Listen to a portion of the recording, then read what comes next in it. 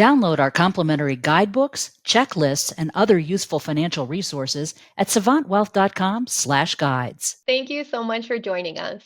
My name is Alaina Davalos, and I'm a wealth transfer advisor here in our Atlanta office. Today, we will be discussing estate planning beyond the basics. We have previously done an estate planning 101 webinar before today, and we wanted to take that lesson to the next level with today's presentation. If you did miss that estate planning 101, it's okay. We'll do a quick recap just to get you up to speed, but you can also find the entire video on our YouTube page. Then joining me today as well is Dominick Parillo. Welcome, Dom. Hi, Alaina. Thanks for having me. Glad to be here. As Alaina mentioned, my name is Dominick Parillo, Director of Wealth Transfer, and I'm joining you from our Manassas, Virginia office.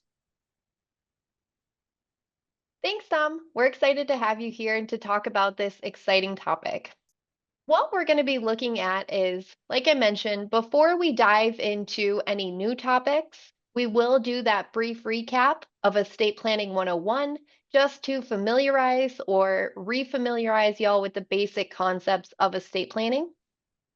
Then, because a lot of what we're going to cover today has to do with trust, we'll do a deeper dive into trust fundamentals, make sure y'all have that lingo down, you know the different terms, all of that.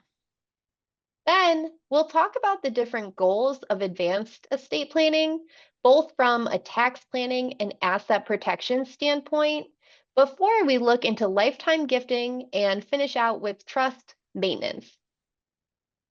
After that, we'll take some of your questions. So let's begin. Perfect. Thanks for setting us up, Alaina. Let's take that recap, some of the key highlights from our Estate Planning 101 webinar.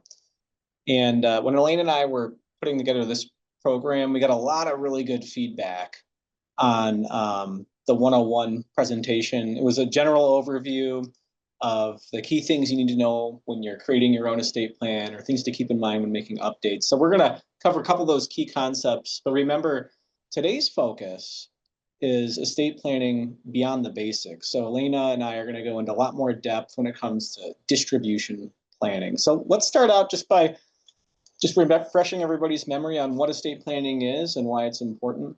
So when you think about estate planning, it's really just designating how you want your estate assets to be distributed, right, for your loved ones and family members, and who's going to be in charge of actually administering your estate when you pass away, or who's going to be in charge of making decisions if you're incapacitated and you can't make important decisions for financial or healthcare purposes yourself. And I think a common goal with most people is that they want their assets to be distributed efficiently, right? They want to minimize legal fees, expenses, taxes, making sure things get passed the way they want to, the way they envision. And then also, sometimes there's a lot of concern about asset protection for loved ones, right? The structure of how those assets are actually going to pass. So we're going to definitely take a little bit of a deeper dive there, share some ideas and thoughts with you. What documents, on our next slide, do people need? Powers of attorney for property and healthcare are important documents that allow you to designate a person who's going to make decisions for property and healthcare if you're incapacitated. To accompany the healthcare power of attorney, living will or advance directive documents, right? How you want your end of life decisions to be handled. Those are core. Those documents apply during your lifetime. And then post-death for how your assets are distributed. That's where either your last will and testament, or sometimes a revocable living trust will come into play. We think that at minimum everyone should have a will. In your will, you can create what's called a testamentary trust, or several trusts that can protect assets for your spouse, children, other loved ones. But as Alaina will go through, there are some benefits to creating revocable living trusts during lifetime. So a lot of overlap between those two concepts. In our last presentation, We covered some key terms. So this next slide just has a little bit of refresher on really the people or key fiduciaries that are going to have a role to play in your overall estate plan. Today, of course, we're really going to be going into a lot of detail on trust design. So the trustee term is going to come up a lot. A trustee is a person that you're going to designate in your estate planning documents, either your will that creates a testamentary trust or your revocable living trust that's actually going to be in charge of administering the trust assets during your lifetime, or for your loved ones after you pass away. And they have a fiduciary duty. They have to act in the best interests of your children. But again, agent, that's the person you designate under your power of attorney documents who's going to make decisions. The power of attorney document, it lays out that agent's responsibilities, powers, duties. The executor, that's a term we might reference again.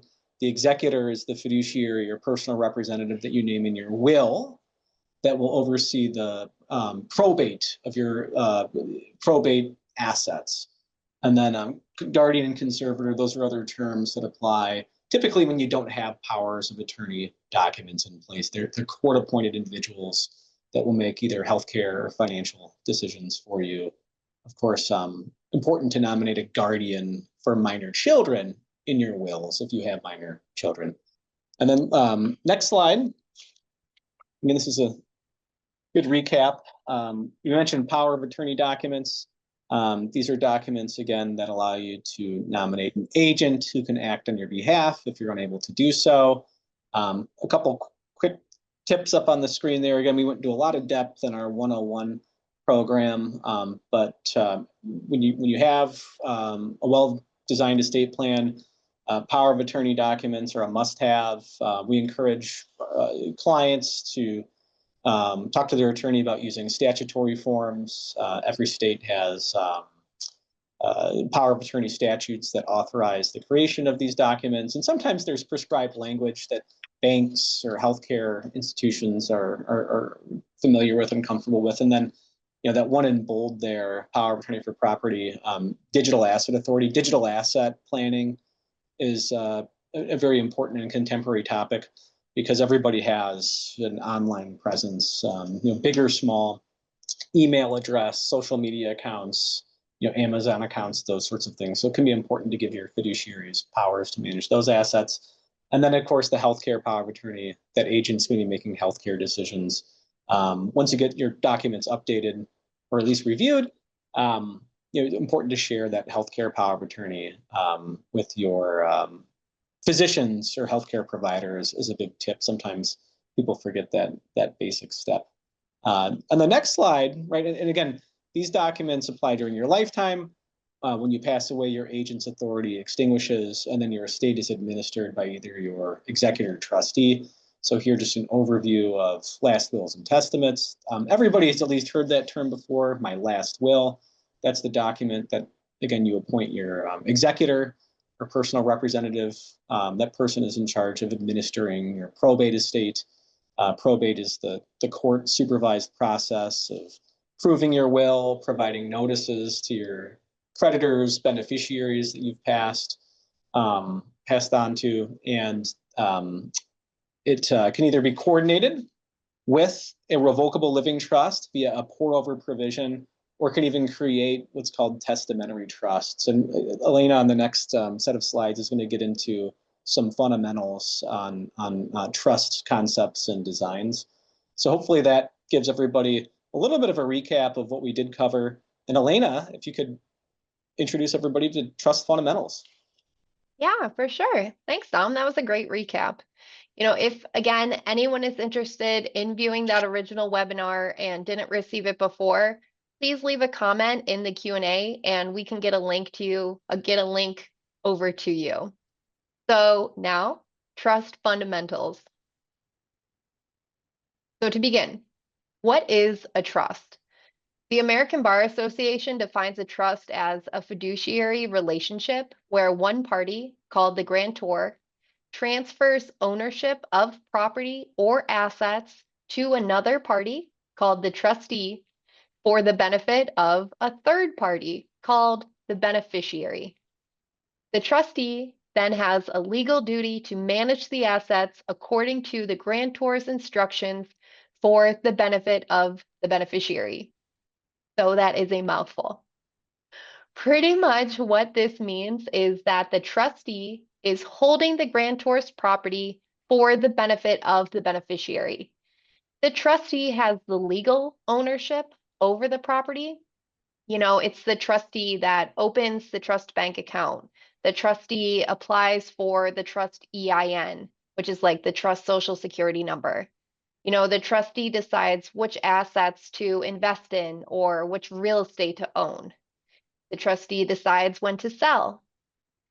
The trustee, however, does not benefit from the property. The trustee makes distributions to the beneficiary. And the trust agreement itself will say when, where, how, what those distributions are. It could say something like, when the beneficiary reaches age 30, they receive 50% of the trust assets.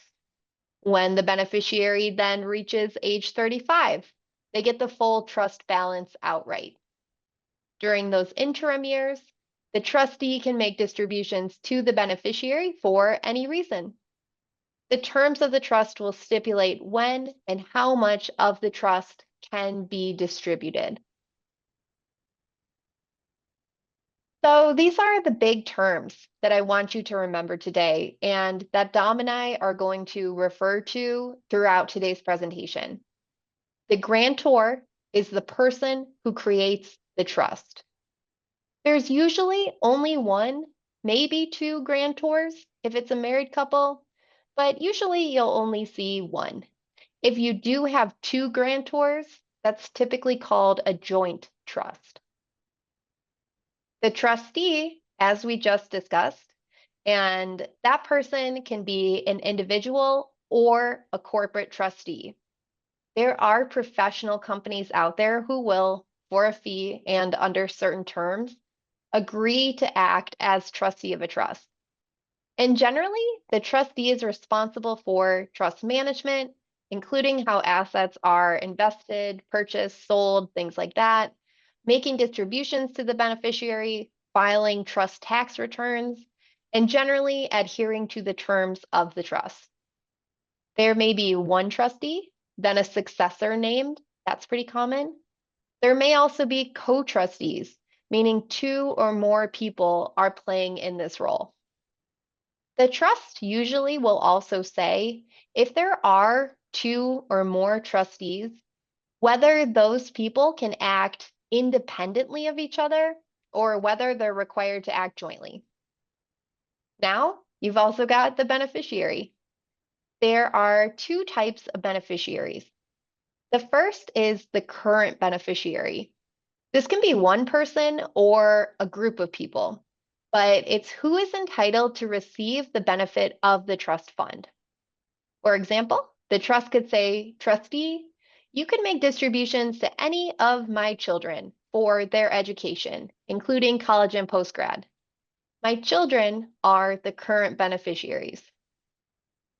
There is another classification, though, of beneficiary, and that's the contingent beneficiary.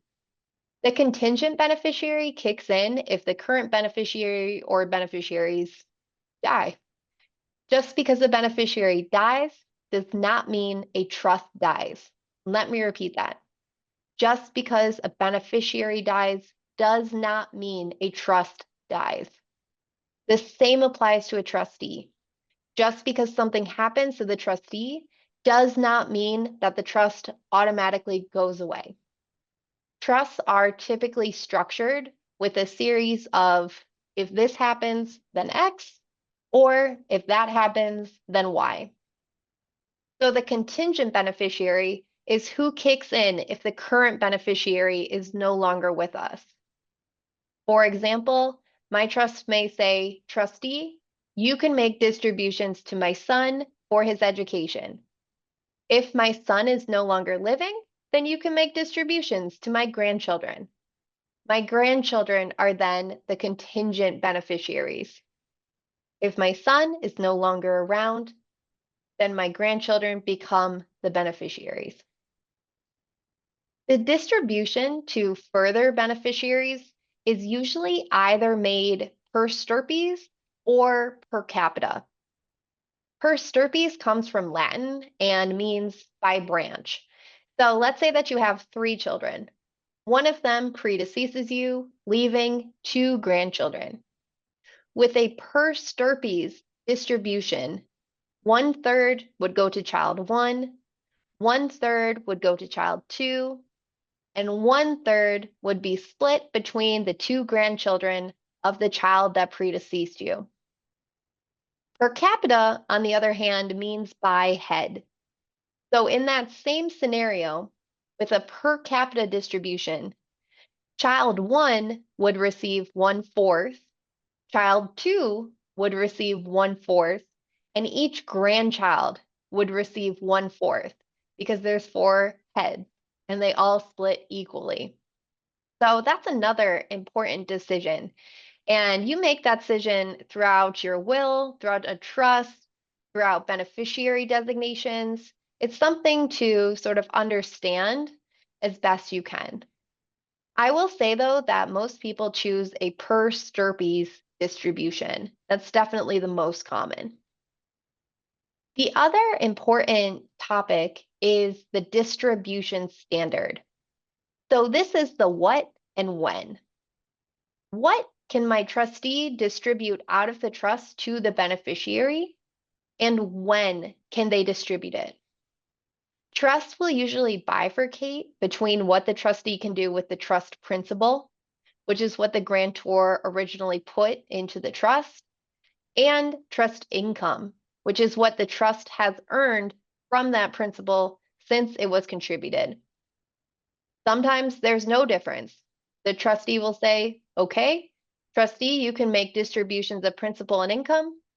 Other times it'll say, okay, trustee, keep the principal in the trust, but distribute out all of the income to my beneficiary at least annually.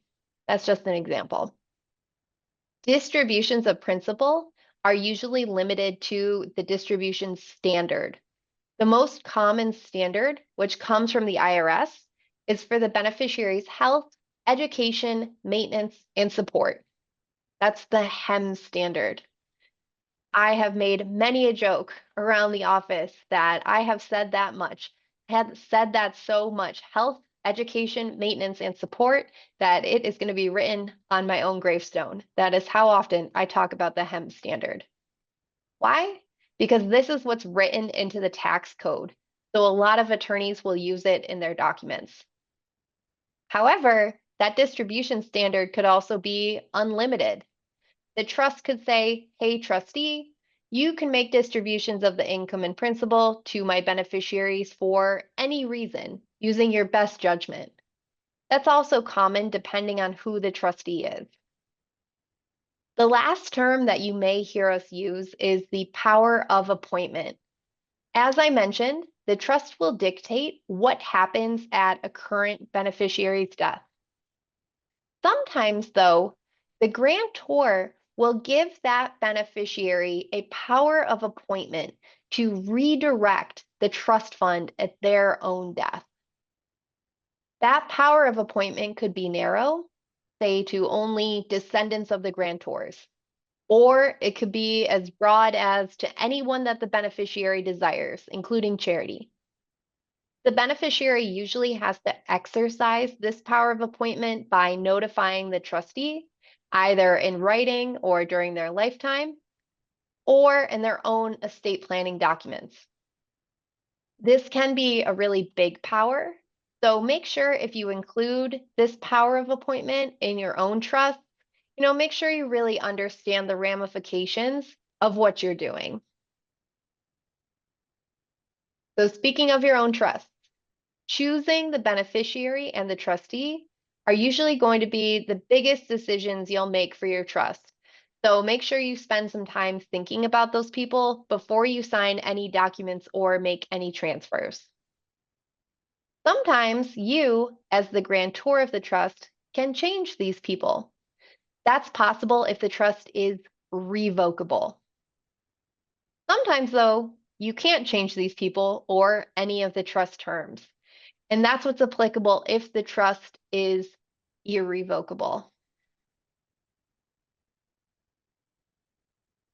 So a revocable trust is a tool that we see in many clients' estate plans because it's a tool most often used to transfer assets at death, but also to avoid probate.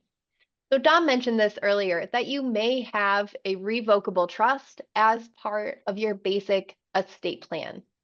And we talked pretty extensively about revocable trusts in Estate Planning 101. So for greater detail, I'm going to refer you back to that webinar. But for a general recap, the grantor, which again, the person that creates a trust, can amend a revocable trust at any point that they are living and that they have testamentary capacity, which pretty much means that they understand what they're signing, what they're doing. These trusts typically do not provide any asset protection, nor do they provide any tax planning benefits to the grantor while the grantor is living.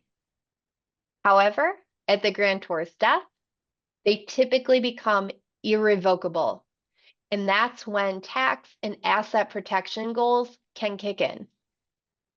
One thing I want to note, the living part of a revocable living trust means that it was created while the grantor was alive. A living trust can be revocable or irrevocable. A testamentary trust, meaning a trust created under a last will and testament, get it, is usually only irrevocable because the grantor created it under their will, and for their will to come into effect, the grantor has to be dead. So once you're dead, you can't really change your trust. And that is how a testamentary trust works. Irrevocable trusts, whether they're created under that last will and testament or whether they are living, created by the grantor during lifetime, cannot be changed by the grantor. I'm going to repeat that.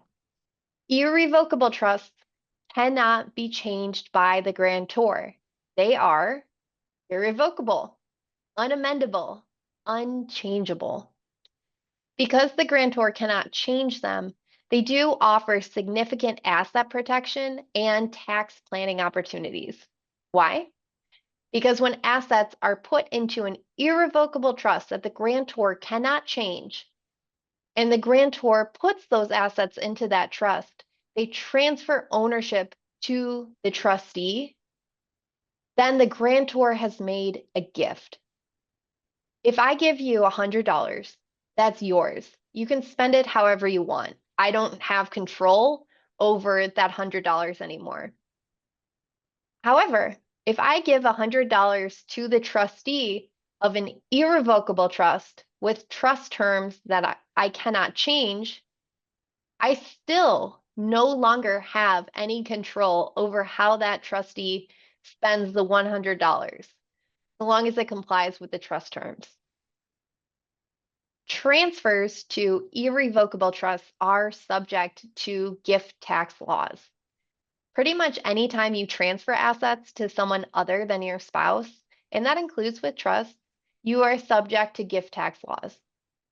There's an exemption amount that Dama is going to go over in a few minutes, but generally, if you create an irrevocable trust during your lifetime and you transfer assets into that trust that are valued at more than $19,000 per beneficiary of the trust, you have to file a 709 gift tax return, notifying the IRS that you've used some of your lifetime exemption amount. So an example, if I transfer $100,000 to an irrevocable trust for my two children, I can give $38,000, $19,000 times two, without using any lifetime exemption, but I would have to let the IRS know that I've used $62,000 of my lifetime exemption to make the balance of that gift. These gift tax laws typically do not apply to transfers to revocable trusts, because you, as the grantor, still maintain control over how those assets are managed.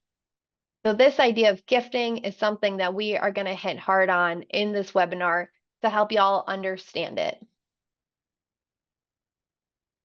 If you are thinking about including trust in your estate plan, and Dom is going to tell you one reason why you would want to do that, it is going to be a balancing act.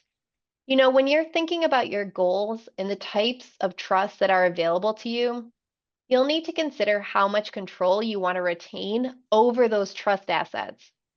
You'll also need to consider who you're naming as trustee, because remember, this may not be an appointment that you can change depending on the type of trust that you have. Also, especially with irrevocable trusts, you have to weigh the income tax advantages and disadvantages. With some irrevocable trusts, the grantor will continue to pay the income taxes. With other types of irrevocable trusts, the trust itself will pay income taxes, and those trust tax rates are typically higher than most individuals. And sometimes the beneficiary will pay the income taxes if the income is distributed out to the beneficiary.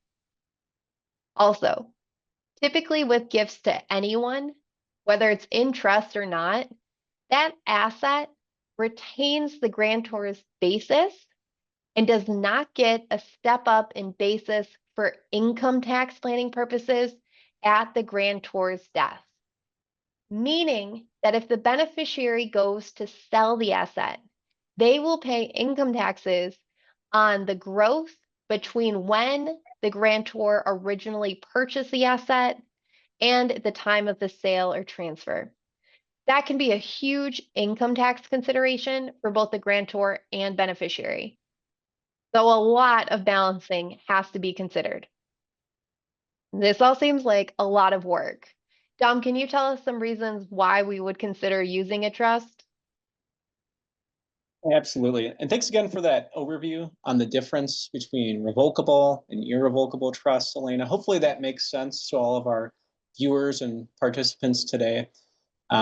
Here's one reason why many families choose to create trusts, whether they be created again under the terms of your last will, a testamentary trust, or a trust created during your lifetime revocable living trust. When we speak about taxes, for purposes of this segment, we're going to focus on estate taxes, which is essentially a tax on the transfer of the value of your wealth to your family and other loved ones and people that are important to you. So on the next slide, we have a good overview of a little bit of the historical trend when it comes to what the federal estate tax exemptions are. And Alaina used that term earlier in her segment.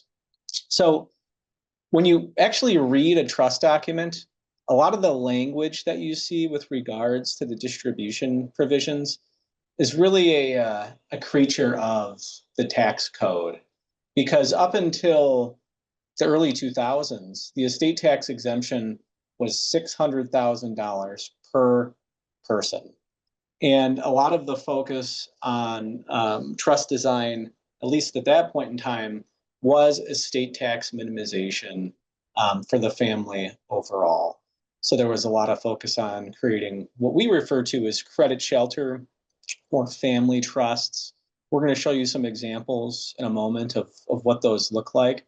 But essentially, a trust can be created, and if it has that standard that Alaina referenced, HEMS, it's considered an ascertainable standard, and those assets are not included in the estate of the beneficiary at the beneficiary's passing.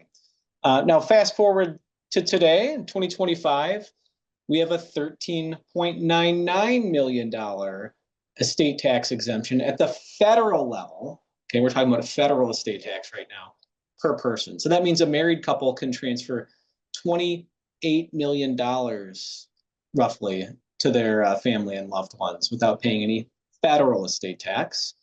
Next year, starting in 2026, the estate tax exemption is going to be $15 million per person for a total of $30 million for a married couple. Again, these are federal numbers. And that was a change enacted under the One Big Beautiful Bill Act.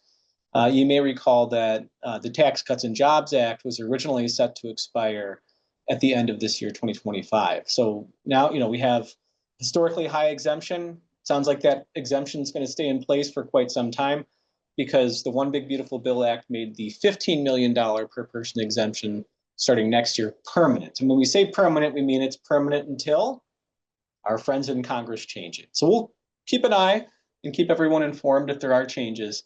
And what that means for most everybody is that, federal estate tax probably not a large concern. But don't go anywhere if you do have a federal estate tax problem, because Alaina is going to talk to you about lifetime gifting strategies to help mitigate and minimize future potential federal estate taxes, and also how the assets are held, that structure of those trusts for your spouse, for your children, for their family members, right? That's going to be an important consideration, even if federal estate tax is not. So maybe you don't have a federal estate tax problem. Don't forget, there's some states that have a separate state-based estate tax or inheritance tax system. So it's important to, especially if you live in one of these states, to review your plan and determine whether you have the right structures in place to minimize those estate taxes. Right now, there's 12 states in the US plus the District of Columbia that have a state-based estate tax. And the estate tax exemptions are often much, much lower than the federal estate tax exemption. Again, 13.99 million in 2025. There's a handful of states, I think 5, that have an inheritance tax. A quick note there, the estate tax is a tax on the transfer of wealth. The inheritance tax is a tax on receiving wealth. Okay, so it's a similar concept, a little bit different application. And then our Maryland is pretty unique. It has both a state-based estate and inheritance tax. And we're seeing a trend that states are getting away from inheritance tax.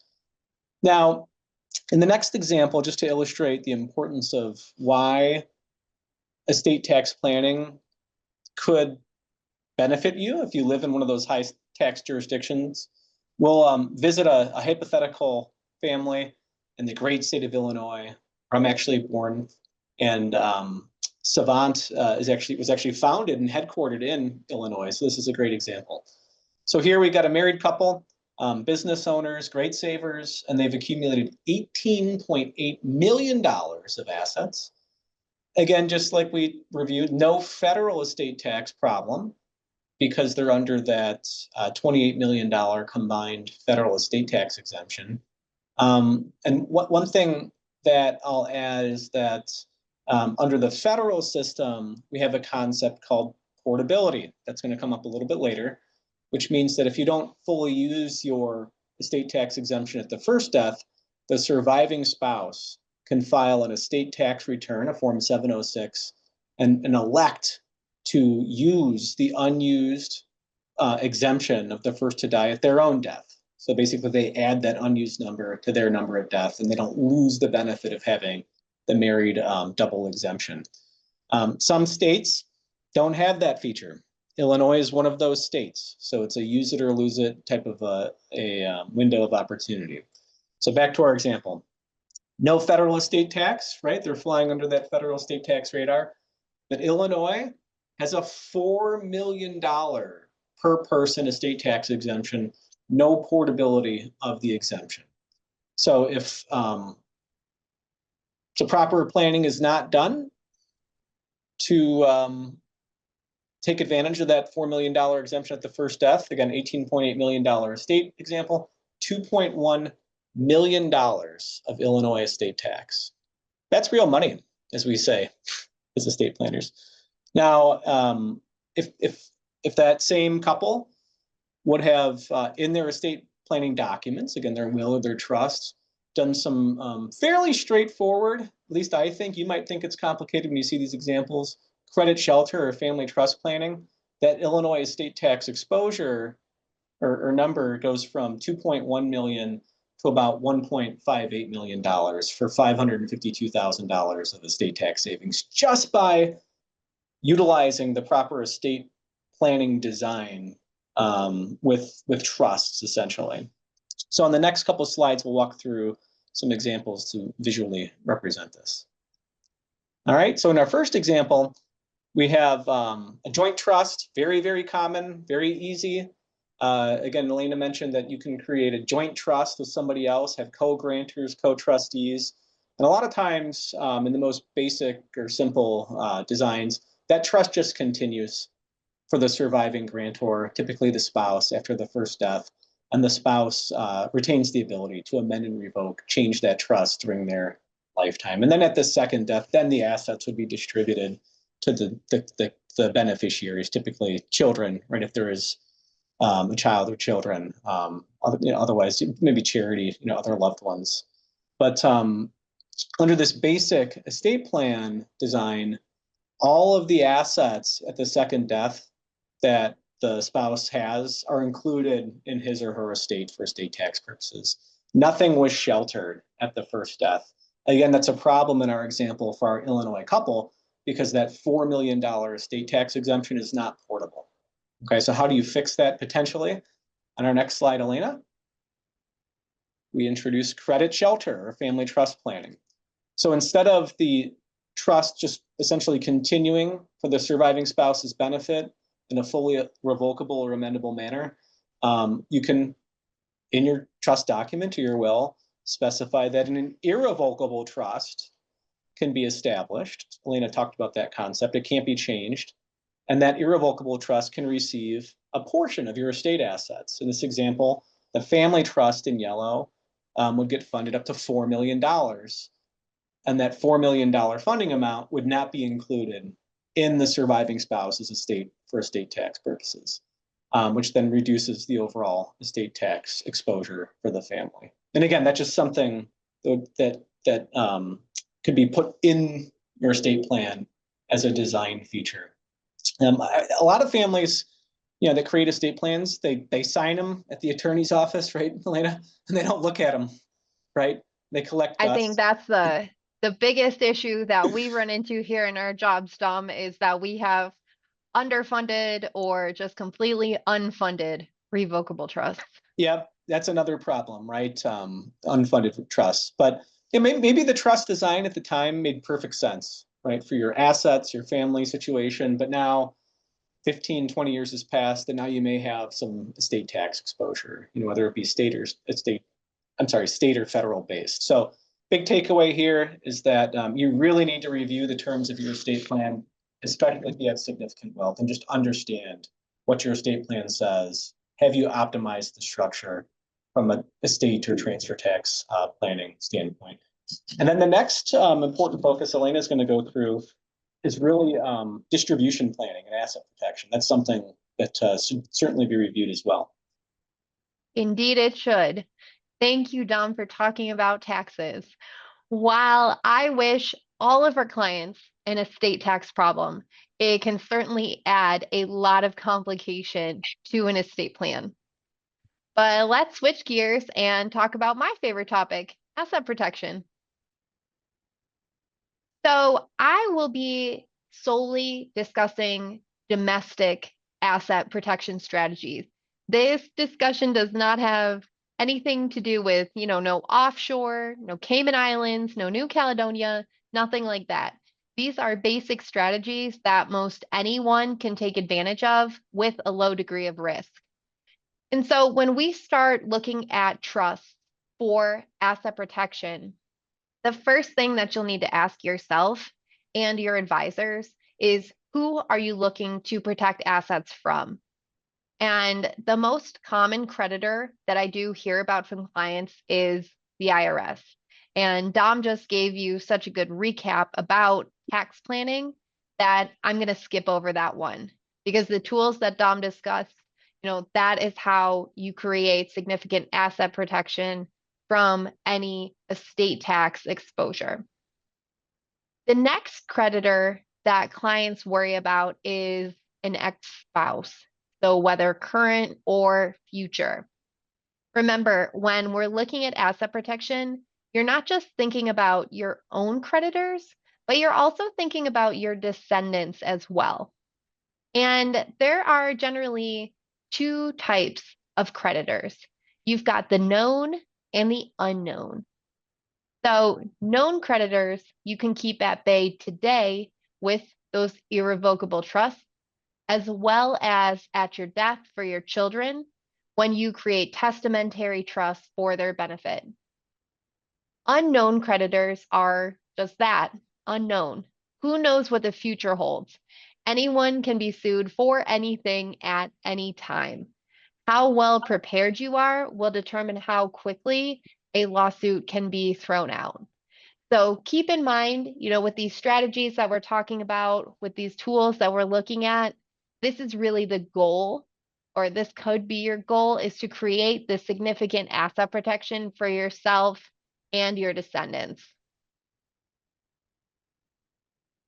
So if you're not doing tax planning like Dom discussed with irrevocable trusts because you're not facing substantial federal estate tax exposure, you may still want to include testamentary irrevocable trusts for your descendants in your estate plan. So I want to focus on those big orange circles down there, the trust for your kids. One's orange, one's blue. These are testamentary trusts. So they're either created under your last will and testament or under your revocable living trust. The sample that I have here today is a revocable living trust, and they are created at your death. Typically, each of your children would have their own trust, but you may also see something called a pot trust, or your attorney might suggest it. And that's where all of your kids are beneficiaries of one big pot of money.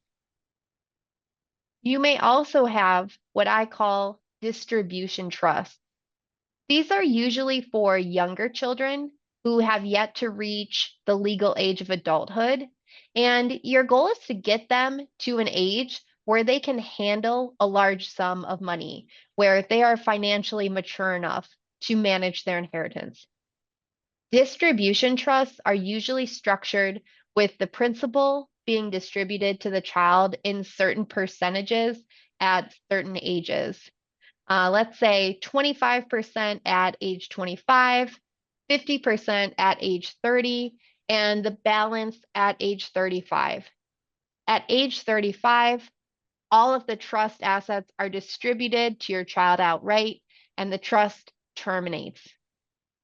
During the interim years, between actually any time before age 35, the trustee, who is usually not the child in this case, can make distributions in the beneficiary's best interest, or they could be limited to the HEMS standard: health, education, maintenance, and support.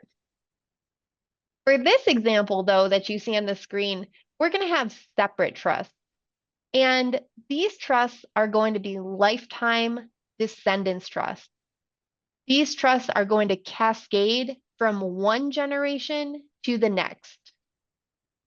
So at the death of you and your spouse, 50% goes into child one's trust and 50% goes to child two's trust. Their trusts have nothing to do with each other. So you don't need to worry about fighting or conflicting ideas about management, nothing like that. In this example, the trustee, who may be that child, depending on the child's age and financial maturity, can make distributions of the principal and income to the child for their health, education, maintenance, and support, that HEMS standard that we keep on talking about. This is why it's going to be on my own gravestone, because I talk about it so much. So this trust, in this example, may protect the child's inheritance from divorce, creditors, and future estate taxes. In this example, those walls of the trust that you've put up around your children's inheritance, they would be protecting their inheritance of about $3.5 million. And with good drafting of your estate planning documents, you can provide your child with substantial flexibility to manage this trust benefit themselves and their families for generations to come. This is how you create generational wealth, by giving your inheritance, by giving your kids inheritance, these protective walls. Then, at your child's death, whatever assets are left at that time will go to their kids, your grandkids, and so on for as many years as your states allow. Some state laws allow these trusts to go for about 120 years. Some are 360, some are 1,000, some are unlimited. There's no rule as to when trusts have to terminate outside of state law. So if you are expecting to leave your children with any sort of significant inheritance, I would recommend talking to your attorney about the pros and cons of doing a descendants trust like this. So what else do you need to think about when creating these trusts for your descendants? How much flexibility do you want to give them versus how much control should the trustee retain? You know your children best at this stage of your lives and their stage of life. And the good thing about these trusts is because they're typically created under a will or revocable trust, you can change them at any point. This may make for a good plan today, but 10 years from now, for one reason or another, it's not a good plan. And so you change it. Now, like Dom said, you want to make sure that your estate plan is constantly being reviewed. So one of the things that you could decide is to give your descendant that power of appointment that I discussed earlier. You write down in your will that the trust passes to your grandchildren at your child's death, but they have a power of appointment they can exercise in their own estate planning documents that allows them to deviate from that structure. You can make this power as broad or as narrow as you'd like, meaning who the groups of people can be that your child can leave their trust fund to. Some examples include descendants, spouses, charities, or anyone. That's the absolute broadest you can get. Also, remember when I said that your child may be trustee of their trust? That's possible with the HEM standard, health, education, maintenance, and support. So long as they're limited to that ascertainable standard, a child generally can be trustee of their own trust. An independent trustee, meaning someone who has nothing to gain from the trust and isn't a beneficiary, can generally be given an even broader distribution standard. They can sometimes make distributions for any reason or for the beneficiary's best interest. Why? Because they don't have anything to gain or lose from making those decisions. So presumably they're making a smart decision because the trustee is a fiduciary. They are held to a higher standard of care in managing trust assets, which is why picking the trustee is a very important decision. A lot of times what trust agreements will include, though, is the beneficiary's ability to appoint a future trustee. So that's something else that you can give to your child to add flexibility. It's so that they, at their death, they can name the future trustee for their own children. And that is a very powerful power. So all of this trust talk may have got you thinking about gifting and whether you want to gift with warm or cold hands, meaning gift during life or gift at death. A lot of people prefer to see their gifts distributed to loved ones and to watch them enjoy themselves while they are still around. Remember that gifts at any point are subject to gift tax or estate laws, and that you can always make these lifetime gifts outright. Go ahead, write someone a check for $5,000, pay for your grandkids' school, make that outright gift. But what if you do want your lifetime gift to include the asset protection of a trust? Or if you want to use trust for tax planning? This is a whole topic in and of itself, so I'm just going to do a quick overview of the big ideas behind lifetime gifting to trust. So as we've discussed, only transfers to irrevocable trusts include tax planning opportunities and asset protection. So I'm only going to be talking about transfers to irrevocable trusts. Once you've decided that you want to establish an irrevocable trust, you'll need to decide who you want to have as a trust beneficiary.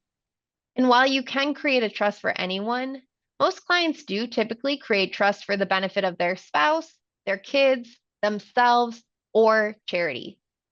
A trust set up by you for your spouse is typically called a spousal lifetime access trust, or a SLAT. The benefits of a SLAT are that you can use your exemption and that estate tax exemption that Dom talked about earlier. You can use it during your lifetime, and you can freeze the value of any gift you made to the trust for estate tax planning purposes. But your household, via your spouse, who could also be the trustee, can still access the trust assets and the income from those assets even after you've moved those assets into the trust. The downside of a SLAT is that you are limited to your own personal exemption amount for gifting purposes, or in other words, you can't split gifts with your spouse. That means that you can only gift up to, this year, $13.99 million to a SLAT. So why don't my spouse and I each do a SLAT for each other, you're thinking? Well, you can. However, they cannot be reciprocal trust agreements. The IRS may be underfunded, but they are certainly not dumb. And they realize that when two spouses create reciprocal trust for each other, no actual gift has been made. To avoid that reciprocal trust doctrine, drafting attorneys will put subtle differences into the trust agreements, such as beneficiaries' ages of access or remote contingent beneficiaries, or fund them with different assets at different times. Two SLATs is typically one of the riskier trust setups, so be sure to go through all of the details with your attorney. You may also be thinking at this point, can I put these assets in trust for my own benefit? Can I get protection from my own creditors as well as future estate taxes? The answer is yes, with some buts. So trusts you create for yourself are called self-settled trusts, and they are only permissible in some states. All of trust law is state-based, even though a lot of federal law comes into play because of the tax ramifications of trusts. So some states have decided to be trust-friendly, and you'll see a list here. However, even if you or your assets are not physically located in these states, you can still set up a trust in that jurisdiction so long as you have a trustee based in that state. There are substantially higher costs to set up these sorts of trusts, but a lot of time you can benefit from that state's lack of income tax to make up for those expenses of administration. Trusts for charity are just that. A lot of times charitable trusts that are created during lifetime are used for income tax planning purposes, but they can have estate tax benefits as well. The last decision that you'll need to make when setting up irrevocable trusts is what assets you'll be placing in them. And the best gifting assets are hard to value. So small businesses, real estate, artwork, things that don't just come with a price tag. Also, assets with a higher basis, remember that income tax basis, are usually best because the asset does not get a step up in basis for income tax planning at your death. So I'm going to summarize the steps of gifting in a minute, but you need to provide adequate disclosure of the value of the asset that you're gifting, so what a third party would pay for it. Most assets you'll need to provide a third-party valuation for, so a realtor's opinion of the value of land or a professional business appraisal of a small company. Getting these valuations and opinions can get expensive, so you need to be ready to take on this project financially. However, the creditor and estate tax protection can be invaluable to both you and your family. Some other gifts are much easier. You may have heard of a life insurance trust or an ILET. The death benefit of a life insurance policy is included in your taxable estate when you die, which most people don't realize. To avoid this, you can put the life insurance policy into a life insurance trust by changing the owner and beneficiary of the policy to the ILET. With that relatively easy transaction, you can avoid adding possibly millions of dollars to your taxable estate. Liquid assets can also be gifted to a trust, but they're not ideal because they have a calculatable value as of the day of the gift. Cash is worth what it's worth, and anyone can look up the value of a stock to see the value of it the day that it was gifted to a trust. So while you can put liquid assets into a trust, it's always a good idea to look at what other options you have available to you first. One thing to note, not all assets can be put into trust. Retirement accounts such as IRAs and 401ks can never be gifted away without losing their tax status, so keep that in mind. Other assets such as company stock, deferred comp plan benefits, or key man benefits, they may have restrictions on them that prevent them from being transferred into a trust as well. Typically, when you're talking to your attorney and CPA about gifting, there's a lot of analysis that goes into which assets are best to be put into trust. So this slide I have here, this just shows you what two of those flats look like. That's spousal gift. There are different beneficiaries and different trust terms. We have a different pattern of trustees. What I wanted you guys to see here was that when you're creating these trusts, as long as you're not unethical, the world is your oyster when it comes to picking trust terms. You have a lot of power over choosing beneficiaries, trustees, ages of distribution, everything like that. And you can see here that what these trusts have done is to remove assets from the taxable estate. An important thing to remember, it's not just the asset itself that's removed, it's also the future growth. So if that client's $6.6 million trust account grows to $15 million by the time of their death, and if everything went well and was done appropriately, that additional $8.4 million will not be subject to estate taxes. That sounds like a good plan, right? So Les, what does it mean if everything went well and was done appropriately? So if you think that it would be worthwhile to your estate to do some lifetime gifting for estate tax planning purposes, I want to go over the steps of gifting with you just very briefly, as well as to reiterate the benefits and risks. So I mentioned this earlier, but what you need to do is to file a 709 gift tax return with the IRS. That 709 will include all of the trusts that you signed, that you had prepared. It includes all of the documents that transferred the assets into the trust, and it will include valuations. The gift tax return is due on April 15th, tax day, of the year after the gift is made, along with your personal income tax return. However, you can file an extension if you file an extension on your personal return as well to October 15th. So the best advice I will give you today is if you are planning on proceeding with this process, do not wait until September of that following year to try to get valuations and appraisals done. A timely filed 709 starts the 3-year statute of limitations for the IRS to contest the values of the gift that you've made. Of course, if there is any sort of IRS contest, if there is any sort of audit, it can be expensive to fight for or to compare against that audit. You know, the IRS can always come back and challenge the values that you've used, challenge your trust, things, anything like that. And then your legal and accounting expenses can add up. So with great reward, you do have some risk. Now, last but not least, Dom, can you tell us a little bit about trust maintenance? Sure. Thanks again, Alaina. The work never ends, right? When you are thinking about your estate plan. So just a couple reminders, and some of this is a little bit of a review on prior topics that we spoke to. But if you create a revocable trust, don't forget to fund that trust.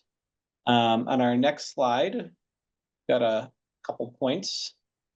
So I said, if you create a revocable living trust, don't forget to fund that trust. That might involve retitling your real estate with new real property deeds. Your attorney will assist you. And then you have to work, of course, with your financial advisor to retitle investment accounts. Alaina mentioned this earlier, but from a tax return filing standpoint, if you have a revocable living trust, there's no separate tax return that you need to file for that trust because it's registered under your Social Security number as the grantor. But when you pass away and that trust becomes irrevocable, at that time, tax return filings are typically required. And that's a Form 1041. It's an income tax return for a trust.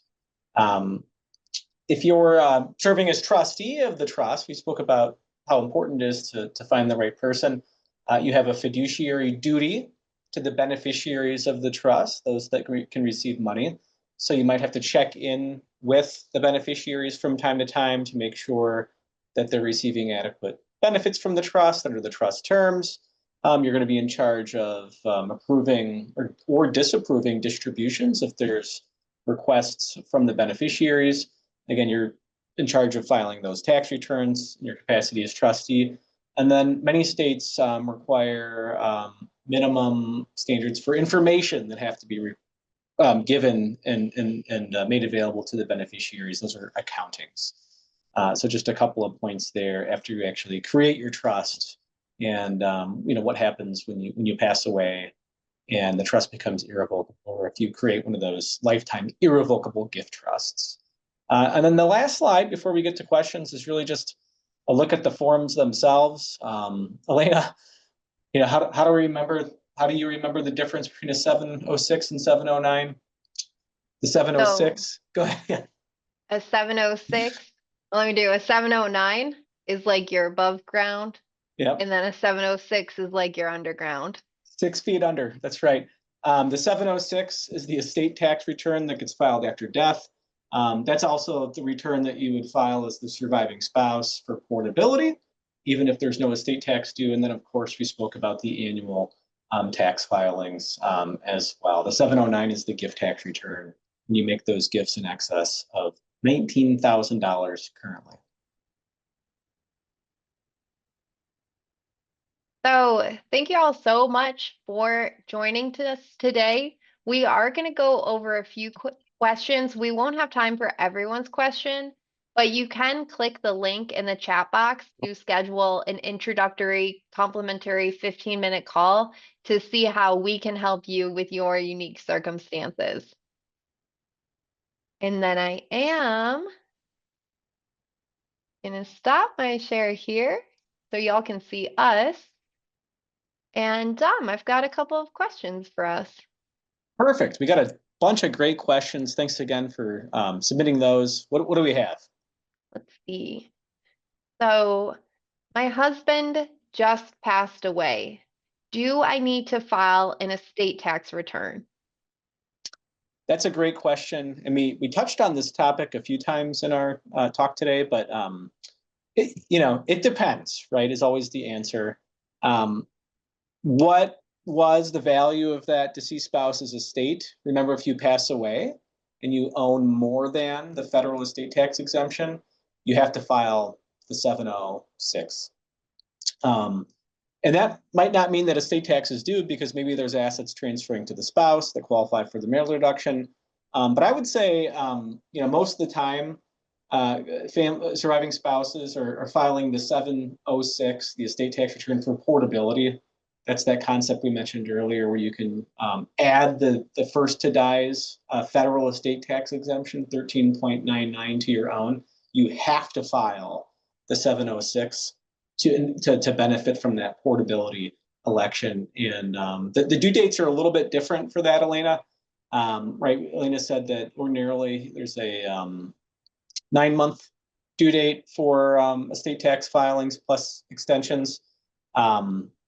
With the portability election, there's actually a 5-year window if no estate tax return was otherwise required to file because of the size of the estate. But Alaina, you had great advice, right? Do not wait Do not until wait. year 5. Just get it done. Information's more accessible. That's our tip. Yeah.